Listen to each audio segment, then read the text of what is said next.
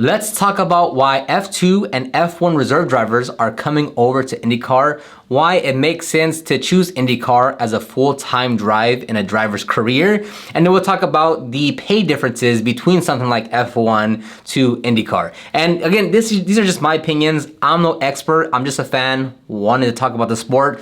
I'd love to hear your thoughts as well. Leave them down in the comment section and share what you think about this topic. Is the trend gonna keep on happening where more and more Formula 2 drivers or drivers overseas in Europe start coming to IndyCar as a more permanent location for their career, right? So, IndyCar is the premier American open wheel single seater racing, right?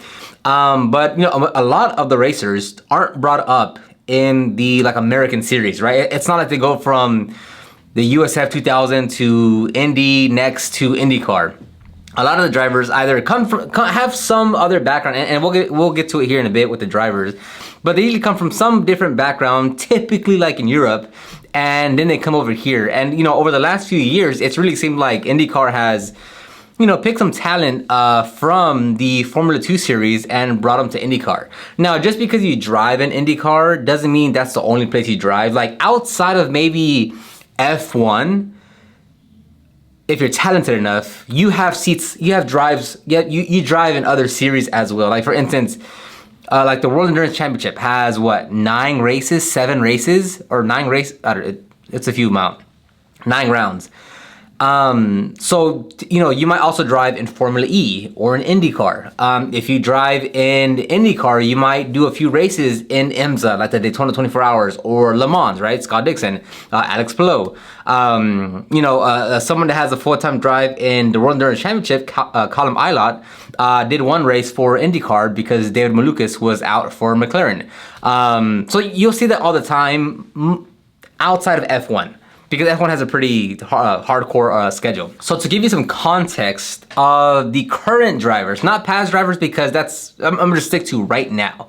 So here's a list of drivers that come from some background in F3, F2, Super Formula, right? Because these are all under the FIA body, right?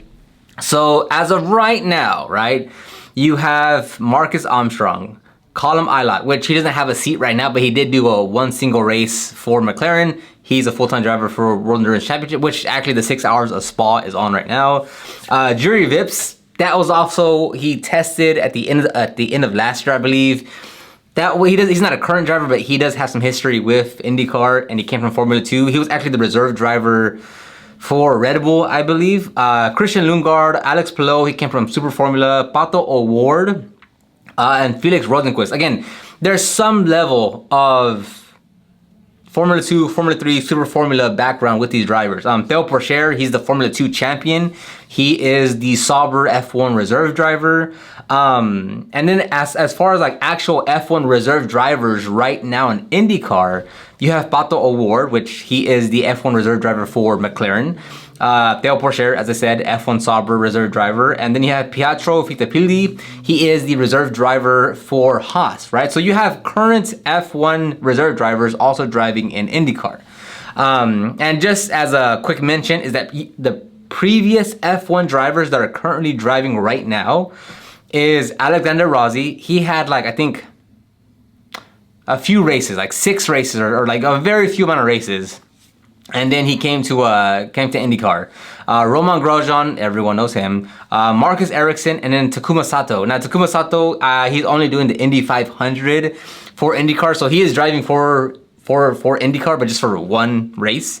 So now, and real quick is that potential F1 drivers, right? So Alex Palou was also set to go to F1, but through his negotiation, through the contracts, whatever, he's being sued for $30 million now with McLaren. That's just a whole other story in itself. But he was on track to go to be an F1 reserve driver. And then you have Colton Herta, who is currently driving for Andretti. He was also on track to go to F1. Helmut Marko was trying to sign him for AlphaTauri to replace Pierre Gasly, but he didn't have enough super license points, and they didn't grant him the super license. And that's a different topic of Of course, the FIA is going to give more points to their own feeder series versus like a outside series because they want to develop. And you want to say the word develop? They want to really encourage drivers to go through their series because that's where the money's at, right? The F3, F2 drivers, like you're paying hundreds of thousands and millions of dollars to the series so you can race. So they want to, best encourage drivers to go through those series versus the outside one like IndyCar. So what I'm saying is with IndyCar, there is a lot of talent that's not just American made or, brought up the American series, which is really cool. I like the diversity of what we have here. I mean, you can look at many other drivers that like they're not American. They're from Spain, they're from New Zealand, they're from Sweden, they're from Denmark, they're from whatever. So I think it's really cool. Now, what does this mean? So a lot of people say like, oh, well, people only go to IndyCar because they couldn't make it in F1.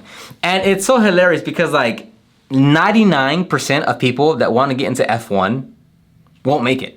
Like that's literally any sport, like, and specifically F1 because there's only 20 seats, But yeah, most people aren't gonna make it to F1, right? Even if they have come from a well-funded background in terms of money or they have sponsorships, like that doesn't guarantee. Although the more money you have, the better chance you have. Probably it's more important you have money than skill in F1. But it's like any sport, most people aren't gonna make it into F1. And again, like it goes like. Because you could say like if you could be a reserve driver like Felipe Drugovich, like Pietro Fittipaldi, like Mick Schumacher, like Ollie Behrman, like Liam Lawson. But how long do you wait for your dream to maybe come? Right? Because like, I mean, as an F1 reserve driver, I mean, do you want to stay on the sideline for?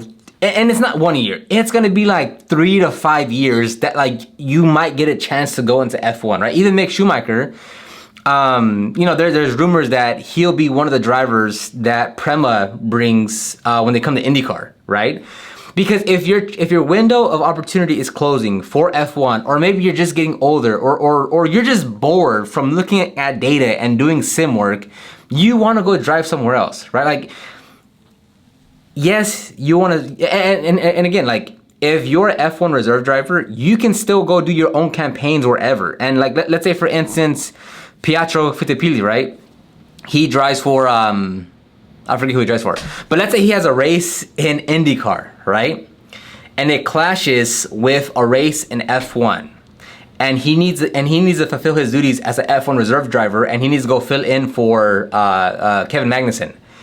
He'll leave IndyCar, and IndyCar understand this, he'll leave IndyCar, and someone else will fill in his shoes at IndyCar, and he'll go fulfill his duties at F1, right? So when I say like, when drivers are coming up here, it's not like, oh, once you do that, you're done, right? Even Mick Schumacher is driving for Alpine in the World Endurance Championship, right? As a reserve driver. Felipe Drugovich is driving for, I forget who, in the European Le Mans Series, right?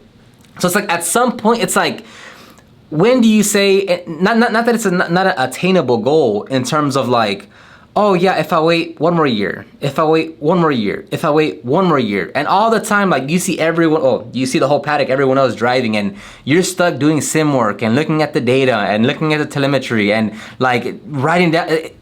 I can only imagine, like it eats away at them that they're not able to get on the track, that they're not able to perform, that they're not able to show what they have, right? And depending at what age, at what team you're a reserve driver for, like year by year you see that window kind of close down. And not only that, but like the passion that you have for, like, you so badly want to go and drive a car and get on track and show what you can do, to just like always just be on the sim and always stand in the back of the paddock and just looking at everyone else do their thing. Like to me, I would, and I ask my brother this all the time, of like, would you rather be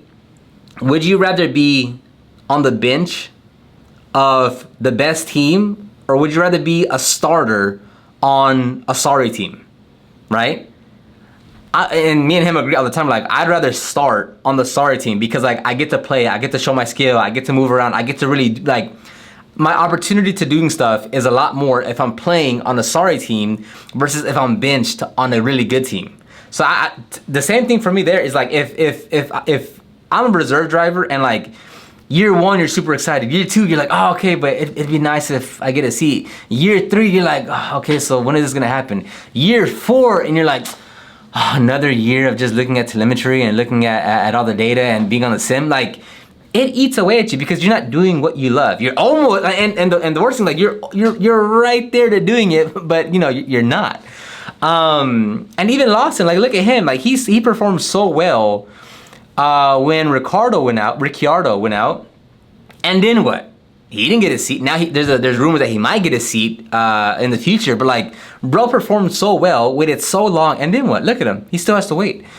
So in my eyes, it's like, it only makes sense for more drivers to come to to come to IndyCar for full-time seats, or at least for the road course versions, right? Because maybe a lot of those drivers don't want to do the ovals, and when they have duties for F1, they'll just go to F1, right? But I think that as of right now, the only real conflicting races is the Indy 500 and Monaco. Those are the two are on the same day. Every weekend it's the same day, as far as racing event. But again, like, even that, because look, especially, and that's if you make it to a F1 reserve driver. If you don't even get that, or if you fall short of F2 champion, or whatever the case may be, if there's another series out there that, whether you're on a small team or a big team, like a Penske, like a Andretti, like a Chip Ganassi, and you're able to make money driving and doing what you want, like, it's just like, why would you not take that opportunity? Like, you'll get paid to go race instead of like waiting around, and that's just for the F1 reserve drivers. Assuming you don't make it that far and you can't get into a F1 reserve or find a seat, which most people aren't, then it's like, why would you not take what you want to do and love so much, and then like go find opportunity somewhere else? Again, in IndyCar, because you could be a driver in IndyCar, in World Endurance Championship, and in IMSA, right? It's gonna depend on what races. You can't be a full-time driver for all three of them, but like for select events, you definitely can. Like the 24 hours of Daytona, the 24 hours of Le Mans, the 12 hours of Sebring. Those you can the 10 hours of Petit Le Mans for IMSA. For the bigger series, or the bigger races, you could be a driver on almost all of them. And a comical argument people make is when they compare F2 to IndyCar. It is so backwards thinking. F2, Formula 2, is nowhere near on the same level as IndyCar in all respects. And the thing is, like, Formula 2, you have drivers paying hundreds of thousands or millions of dollars to race in that series. Typically, everyone's younger than 21 years old or something. So they're basically like kids, Whereas at IndyCar, you have people with decades of racing experience, with teams that spend, however much millions of dollars, and they have like a NASCAR team, a World Endurance Championship team, a Formula E team. Like, the competition, the car. I'll make another video on what F1 drivers think about IndyCar, and like how, kind of how do they compare that to other cars, or to F1 or F2? I gotta find videos though. But it's a totally different league, because like, you have professionals that get paid that this is like the premier racing, and F2 is a feeder series that is supposed to develop drivers for F1. Big lie. And it's like the competition, the maturity, it's totally different. And I can make another video on like, if you come from like, people think if you come from an F1 background, or F2 car, let's say F2, and you go to IndyCar, like, oh, it's gonna be easy, you're just gonna start winning. It has been proven time and time with Alexander Rossi, with Romain Grosjean, with Marcus Ericsson, with Dale Pourchaire, with Callum Ilott, with Marcus Armstrong. It's not that. They don't just hop in IndyCar and they're like, well, I come from an F2 background, I come from an F1 background, oh, this is gonna be cakewalk actually. It has been proven falsely, it's been proven that that's not the case. Like, you don't just hop into an IndyCar and just start winning just because, I come from an F1 background. It just hasn't, right? And then the big one is the salary, right? Now, NASCAR and F1, to my assumption of knowledge, I believe they have the highest paid salaries, right? Because obviously Max Verstappen and Red Bull have a different salary than Haas and Kevin Magnussen, right? So there's that discrepancy there as well. But NASCAR and F1, I would assume, probably has some of the highest salaries out there because they're just two of the biggest sports, right? NASCAR for America and F1, internationally. But they have some of the bigger budgets. Now, you go to World Endurance Championship, IMSA, you go to IndyCar, you go to even Formula E. Again, you have that discrepancy between big teams, good drivers, not as big teams, not as talented drivers. No one's making money like drivers do in F1. It's just not happening, right?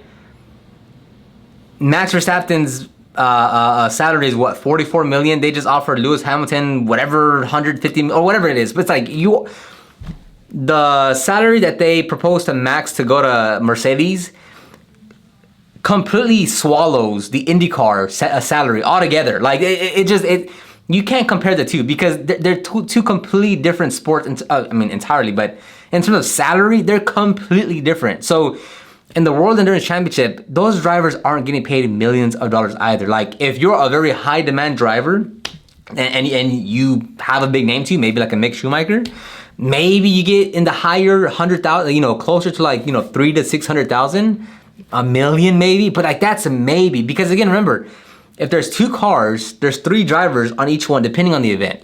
Like in WEC, there's gonna be 3 drivers for each event. So that's 6 drivers, right? Do you think everyone's gonna get paid $1 to $5 million? There's only what 7-9 rounds in the World Endurance Championship. Like it's they're not moving that kind of money like F1 does. Again, there's gonna be high teams with high salaries to high paid drivers. There's gonna be low teams with low drivers with low paying salaries. So there's that discrepancy. But if you're making 10 million to drive an F1, you're not getting that money anywhere else. Minus maybe NASCAR. Again, that's just my assumption. That's my guess. It's just not happening, right?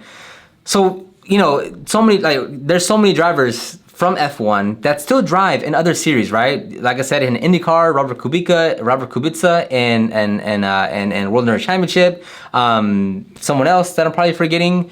And it's like their salaries aren't the same. They're not making the same money from over there to here. But they want to keep on racing because they love racing. They love being in a seat. They love being on track. And like that's why they do it.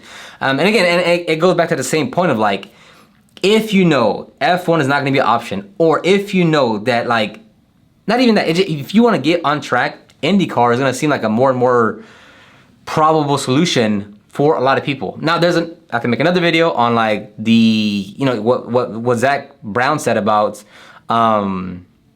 dropping down the cars on the grid from 27, 28 to like 22, 24. And then those seats start to get a lot more limited. But that's another case right there. Let me know what you think in the comment section down below.